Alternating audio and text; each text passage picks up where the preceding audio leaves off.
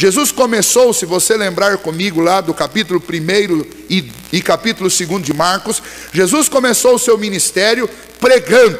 E ele começou pregando dentro das sinagogas, mas dentro das sinagogas ele começou a expulsar demônios de pessoas religiosas que estavam lá dentro das sinagogas, se passando por santos, e eram nada mais, nada menos do que homens que estavam possuídos por demônios. Em contrapartida, Jesus começou a sair das sinagogas e a pregar em casas como a casa de Levi, que era um publicano, um conhecido homem que roubava, um corrupto. E nessas casas ele era bem recebido, e nessas casas pessoas criam na mensagem de Jesus, pessoas experimentavam a transformação como Levi experimentou, pessoas eram chamadas do seu estado de perdição para a companhia de Cristo Jesus, para seguir a Cristo. Então é como se lá em Jerusalém tudo tivesse virado do avesso. A religião fosse o lugar de apodrecimento e as ruas fosse o lugar de salvação. Isso estava acontecendo lá, e isso foi gerando um ódio, um rancor, uma raiva por parte dos religiosos, porque eles não suportavam que a presença de Cristo denunciava o desvio que aquela religião estava vivendo. A presença de Cristo era uma presença graciosa. O próprio Jesus disse: olha, eu não vim para os sãos, para aqueles que se acham bons, eu vim para os doentes, para os perdidos. E isso colocava Cristo na contramão de tudo o que a religião judaica pregava. O resultado foi que depois de quase 3 anos dessa tensão, estes religiosos não suportavam mais a presença de Jesus na Palestina, e eles queriam encerrar isso. Por outro lado, havia alegria e júbilo por parte dos pecadores agora arrependidos, que receberam através da mensagem de Jesus esperança. E então nós deixamos este cenário obscuro dos meandres da religião judaica, e nós vamos para o outro cenário. O outro cenário, Betânia, este lugar maravilhoso que foi palco de muitos milagres, este lugar onde o Senhor Jesus encontrou-se com pessoas extremamente amáveis, viveu momentos de íntima comunhão e amizade com amigos como Marta, Maria, como Lázaro, que foi ressuscitado por Jesus. Este lugar onde Jesus tinha muitos amigos, companheiros, gente que tinha sido transformada por Jesus. Jesus vem para este lugar, na casa de um homem chamado Simão, era também adjetivado como leproso, porque em algum momento da vida dele ele viveu abandonado, fora da cidade, proibido de ter contato com as pessoas, porque ele estava tomado de lepra. Mas esse Simão tinha sido curado. Esse Simão agora era um novo homem, ele podia viver em sociedade. E ele sabia que Jesus estava descendo para Jerusalém, e provavelmente ele fez questão, mandou avisar: eu faço questão que Jesus venha fazer uma refeição comigo. Os discípulos foram ali também. Os discípulos eram os companheiros de Jesus, aqueles que estavam ao lado de Jesus nos momentos mais intensos da sua vida. Ali estavam também, provavelmente, muitos curiosos que estavam vendo Cristo, que estavam vendo o comportamento de Jesus, dos apóstolos, daquela família. Nós não sabemos se estavam lá. Nós temos um outro relato em que aparece Jesus reunido com este mesmo grupo e colocam Marta, Maria e Lázaro juntos, mas nós não temos aqui em Marcos essa informação, mas é possível que muitos amigos queridos de Jesus estavam ali. E enquanto Jesus estava debruçado, era costume deles, eles tinham almofadas e uma mesa que é bem mais baixa do que as nossas mesas, onde as pessoas se ajoelhavam, sentavam sobre suas pernas, sobre seus joelhos para comer. E então Jesus estava posto àquela mesa, ajoelhado ao lado daquela mesa, e eles começaram a refeição. E enquanto eles começaram a refeição, uma mulher, que aqui ela não é identificada, ela traz um vaso de alabastro. O que é alabastro? Alabastro é um pedaço de mármore, um mármore translúcido que havia naquela região. E esse mármore translúcido, ele era esculpido para formar um vaso, e havia certa nitidez, era possível enxergar o que estava dentro daquele vaso. Então aquele vaso era valiosíssimo, porque esse material era muito caro naquela época. E então uma mulher surge com um vaso de alabastro, e dentro dele há um unguento, há um perfume à base de óleo de uma raiz que só é produzida no Himalaia, chamada nardo. E o texto de Marcos diz que era uma essência, um bálsamo de nardo puro. E essa mulher traz este líquido, que também é um líquido valiosíssimo, dentro deste vaso valioso, e naquela reunião onde todos estão conversando, se alegrando, Jesus está se alimentando, ela quebra o lacre, porque não era lacre de plástico naquela época, ela tem que quebrar o vaso para poder tirar o que tem dentro dele, ela quebra o vaso e o derrama sobre a cabeça de Jesus. E a ideia é que era bastante, o suficiente para ungir o corpo de Jesus. Provavelmente um vidro de perfume daqueles de 450 ml, daqueles que toda mulher sonha. Mas muito mais caro do que todos os que tem por aí para comprar. Porque o texto diz que este vaso de alabastro, ou esse líquido que estava ali, ele poderia ser vendido por mais de 300 denários. Só para vocês terem uma ideia, um denário era o salário de um operário naqueles dias do dia. Quanto que um operário ganhava por dia lá? Um denário. Se nós fôssemos transferir para nós aqui hoje, seria cerca de R$50 ou R$60, uma diária de um trabalhador braçal. Um denário. Aquele vaso valia mais de 300. Bom, se fosse 365, seria o dinheiro do trabalho de um ano inteiro.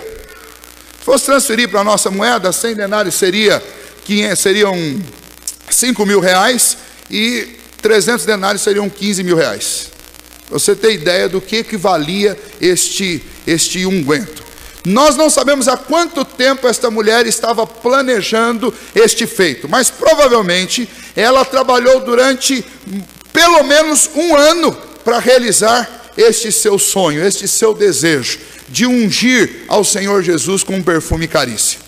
É bem mais provável que ela tenha trabalhado um pouco mais do que isso, mas eu acredito que nenhuma das mulheres que estão aqui presentes possam ter em casa um vidro de perfume que custe R$15.000.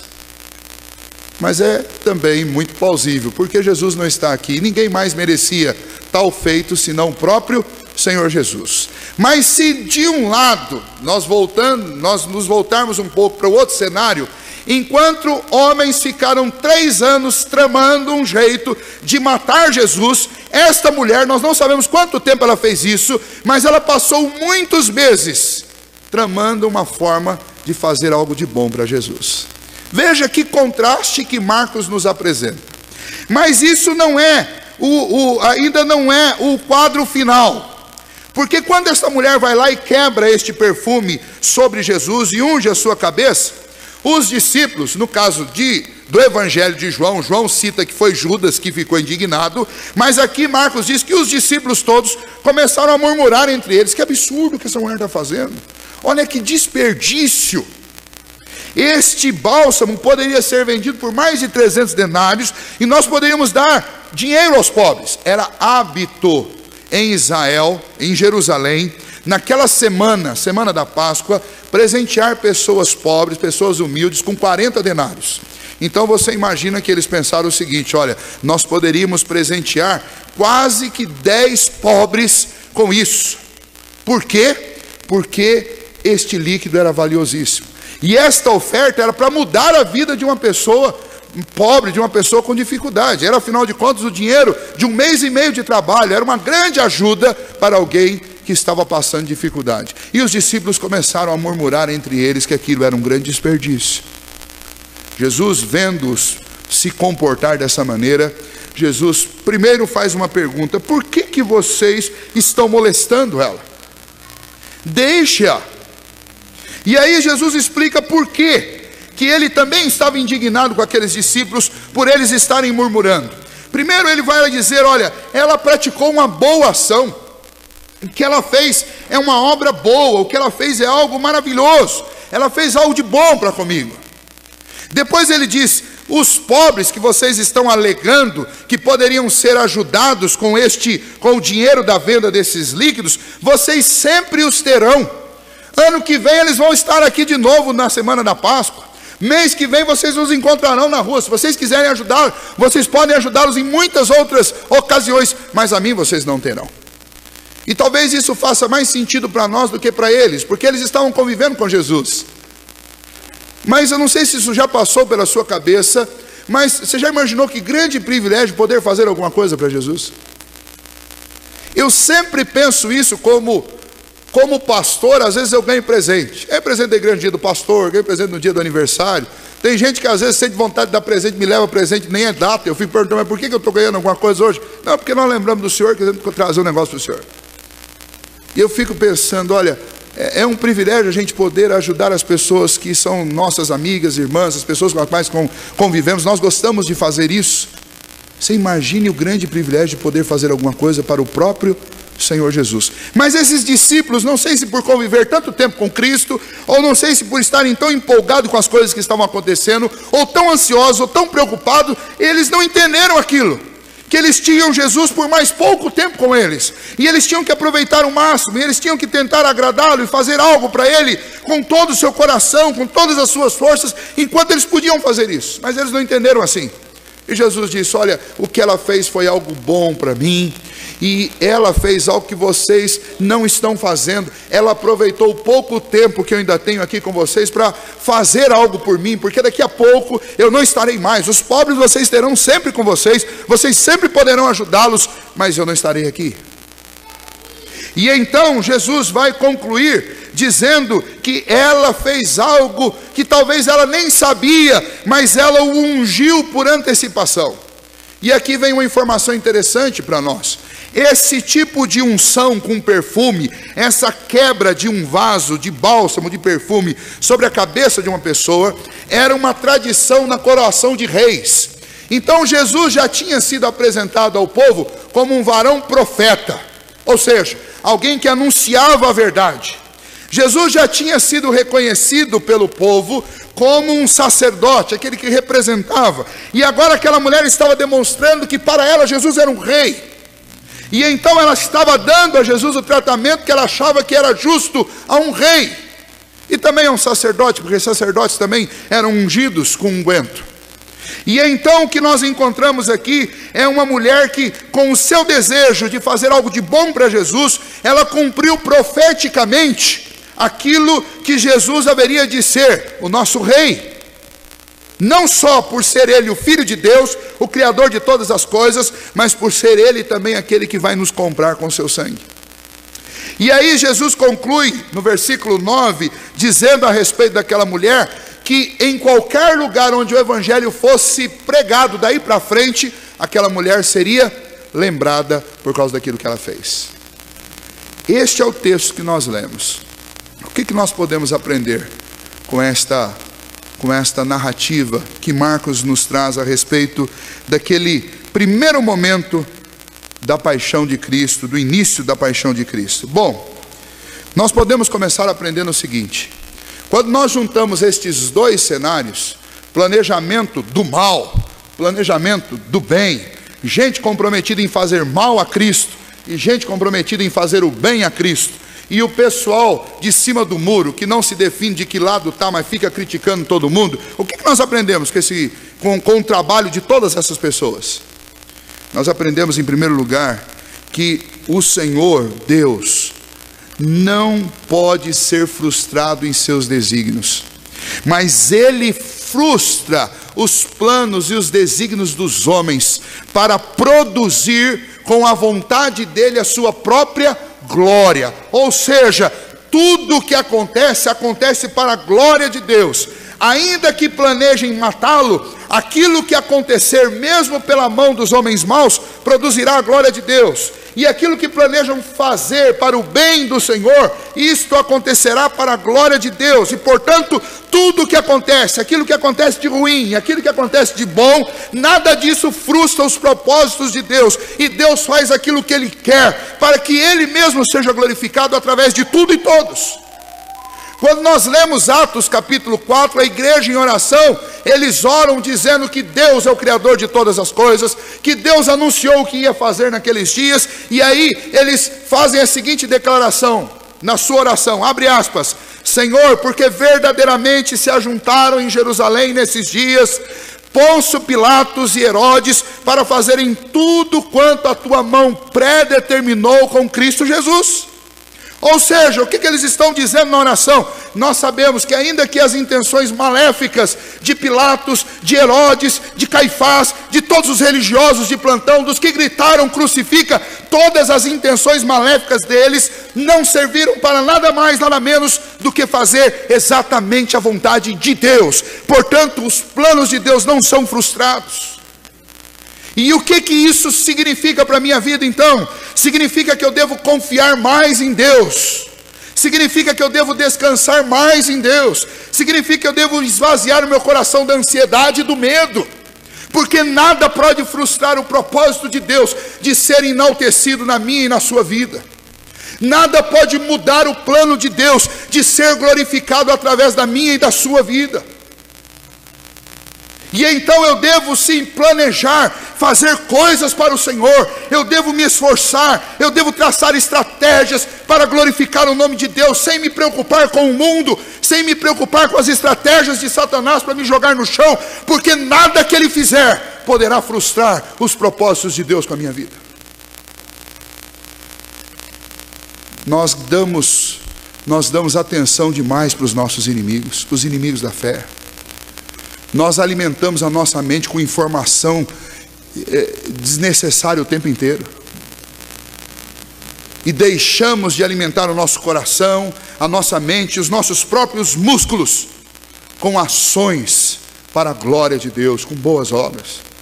Porque se de um lado o fato deles tramarem contra o Senhor Jesus não significar que eles iam ter bom êxito, porque de fato eles não tiveram. Eles queriam prender Jesus na surdina, fizeram isso na madrugada, tiveram o auxílio de Judas, uma ajuda extra, mas nem assim eles conseguiram manter Jesus no anonimato, porque tentaram julgá-lo na madrugada, mas ninguém queria assumir a responsabilidade. Jogaram para Herodes, Herodes não queria assumir responsabilidade. Jogaram para Pilatos, Pilatos não queria assumir responsabilidade. Só restava jogar para o povo, e aí é um ato público.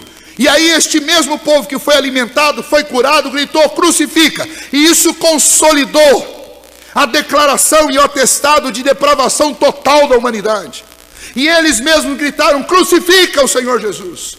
E o Senhor Jesus é crucificado no palco do mundo, para que todo aquele povo que estava em Jerusalém visse, e para que eles servissem de testemunha, e para que os evangelhos fossem escritos e testemunhasse isso ao mundo e a todas as gerações. E aonde há mundo civilizado, ouve-se a história de Cristo. Então o que eles tentaram fazer no escuro, o que eles tentaram fazer no secreto, eles não conseguiram. Mas o que eles conseguiram com toda a popularidade da paixão de Cristo foi despertar o mundo para que há um Criador, há um Redentor, há um Salvador, e o nome dele é Jesus. Então não adianta tramar contra Deus, e então não adianta tentar tomar a contramão, não adianta tentar bater de frente com Deus, porque você sempre terminará no mesmo lugar. Querendo ou não querendo, a função do homem é glorificar a Deus. E se você não o glorificar por causa da graça e da misericórdia dele, você o glorificará por causa da justiça e do juízo dele. Porque não pense que os homens passarão a eternidade num lugar servindo a Deus e num outro chamado inferno servindo a Satanás. Não, todos os que forem lançados no lago e fogo, no lugar que nós conhecemos e ouvimos falar dele sobre como o nome de inferno, todos que passarão a eternidade lá, passarão a eternidade dizendo que Deus deveria ter sido glorificado por eles, que ele merece honra e glória, porque o Senhor do inferno é Deus também, não é Satanás. E o inferno é o lugar onde todos reconhecerão a justiça e a ira de Deus, e o céu é o lugar onde todos reconhecerão sua graça, bondade e misericórdia. Nada e nem ninguém pode frustrar o plano de Deus de ser glorificado através das nossas vidas, através da história e através da humanidade. Hoje você precisa se decidir. Hoje você precisa se posicionar. De que maneira você pretende glorificar a Deus? Como aqueles religiosos que tramaram nas escuras contra Cristo, ou como aquela mulher que planejou glorificar a Cristo com tudo o que ela podia? Em segundo lugar, esse texto me mostra que Jesus exaltou a atitude daquela mulher de encher as suas mãos de boas ações, de boas obras. Sabe qual é a diferença entre essa mulher e nós? Nós planejamos passar anos a fio trabalhando para conquistar coisas para nós mesmos. Esta mulher planejou passar mais de um ano, provavelmente, trabalhando para dar coisas para Cristo. Percebe a diferença? A maioria de nós passa usando 100% do tempo durante 6 dias da semana para si mesmo. E no domingo nós vamos à igreja e nós reclamamos quando o culto passa 15 minutos da hora. A maioria de nós condensa, junta, massifica todos os talentos, todas as energias, todos os esforços para conseguir prazeres transitórios dessa vida. E essa mulher não pensou em prazeres, ela pensou em dar a Cristo algum momento de refrigério e de alívio, porque provavelmente ela acompanhava o ministério de Jesus de longe e sabia que este Cristo não tinha nem onde reclinar a cabeça, que ele vivia empoeirado pela terra do deserto, que ele vivia com a pele queimada do sol, que ele vivia no meio de hostilidade o tempo inteiro, que ele vivia no meio de víboras o tempo inteiro. E ela deve ter pensado consigo: eu quero trabalhar para dar um pouquinho de alívio, de refrigério, de alegria para Jesus. A pergunta é: em algum momento na nossa vida já passou pela nossa cabeça fazer isso por alguém além de nós mesmos? Eu vou repetir: em algum momento na sua vida, nas nossas vidas, já passou a ideia de fazer alguma coisa por alguém que não seja nós mesmos? Jesus diz que aquela mulher foi uma mulher abençoada, uma mulher bem-aventurada, porque o que ela fez foi muito bom para com ele. Imagine Jesus dizendo isso: o que ela fez foi bom para comigo. Aquele bando de homem brucutu talvez não percebesse a necessidade que Jesus tinha de receber aquele mimo, mas Jesus precisava, e ele disse: olha, eu gostei do que ela fez, foi muito bom para mim. Quantas vezes você já ouviu alguém dizendo para você: olha, eu gostei do que você fez, foi muito bom para mim? Nós estamos o tempo inteiro querendo que seja bom para nós, e aí eu faço as coisas para mim, eu faço as coisas que eu gosto. Eu preciso de tempo para mim, pastor, preciso de tempo para minha família, preciso de tempo para... Tempo, conforto, ter, comprar. E a nossa vida se resume a isso. E vir à igreja acaba se tornando um negócio estranho, porque você chega aqui e tudo que você ouve é o contrário do que você vive.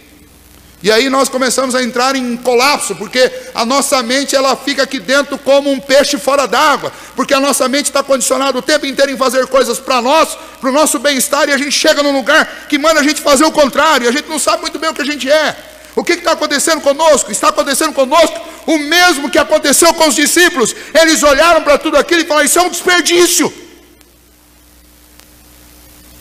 Porque nós estamos tão desacostumados de praticar boas obras, de fazer coisas para agradar ao Senhor. E o próprio Senhor Jesus diz: quando é que vocês fazem essas coisas a mim? Quando vocês fazem a um dos meus pequeninos. Vocês me deram de comer quando eu tive fome. Eles perguntam: mas quando o Senhor teve fome? Não, eu não, os meus pequeninos.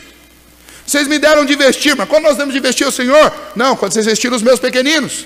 Vocês me visitaram, quando vocês me visitaram? Quando vocês visitaram os meus pequeninos. Como é que eu agrado o Senhor Jesus hoje? Agradando aqueles que são meus semelhantes e fazendo isso em nome de Jesus. Mas nós somos uma sociedade egoísta, uma sociedade hedonista. Nós só queremos coisas para nós e para os nossos próprios prazeres. Nós somos viciados em nossos próprios prazeres. E então fazer alguma coisa para o Senhor é impensável. E aí entra o terceiro ponto.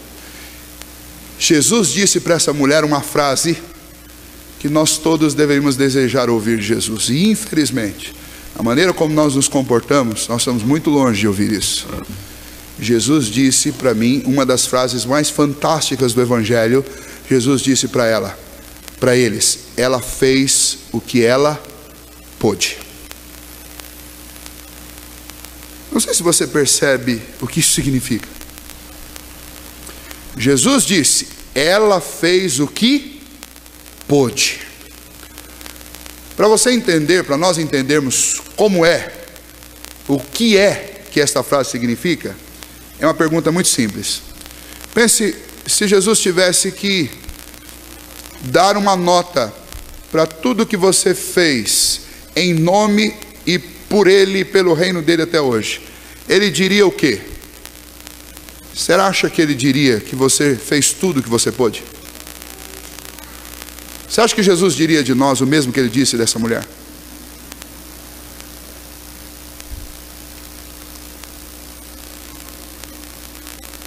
Esse é o ponto, irmãos.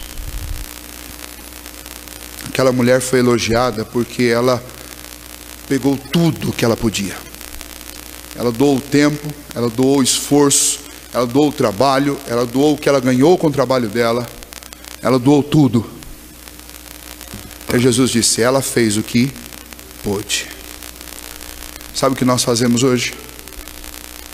Nós fazemos pelo Senhor o que nos convém. Não é o que nós podemos. Irmãos, esse texto nos chama a corar de vergonha. Porque a pergunta final do texto é: com quem nós estamos mais parecidos? Com os planejadores lá do quarto escuro?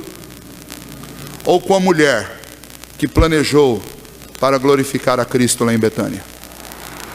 Essa é a pergunta final do texto. Deus espera de nós que nós confiemos no poder soberano dele de governar a história, pois ele não pode ser frustrado e ele será glorificado. Deus espera de mim e de você que nós nos comprometamos com boas obras. Deus espera de nós que nós façamos pelo Senhor não o que dá, mas que nós façamos tudo o que nós podemos por Jesus. Tudo, desde a criança, fazer tudo o que é possível fazer para o Senhor. O adolescente, o jovem, o adulto, os homens, os oficiais da igreja, fazer tudo o que eu posso fazer para o Senhor. Aqui neste mundo nós somos peregrinos em terra estranha. A gente não está aqui para se divertir. A gente não está aqui para procurar conforto. A gente não está aqui para entretenimento. Nós estamos aqui como embaixadores do reino de Deus. E a nossa função é fazer tudo o que nós pudermos. Nós não estamos aqui para nos divertirmos em festas, em noitadas, em baladas, jovens, moços. Nós não estamos aqui para isso. Deus não está te permitindo respirar sobre essa terra para isso. Mas Ele está te dando a oportunidade de respirar e viver para que você faça tudo o que estiver ao seu alcance para a glória dEle, para que Ele seja honrado, para que Ele seja glorificado, para que pessoas conheçam a Cristo Jesus. Esta religião de conforto, esta religião de comodismo, ela é estranha ao Novo Testamento. Ela é estranha ao Evangelho. Não é isso que está aqui na Bíblia.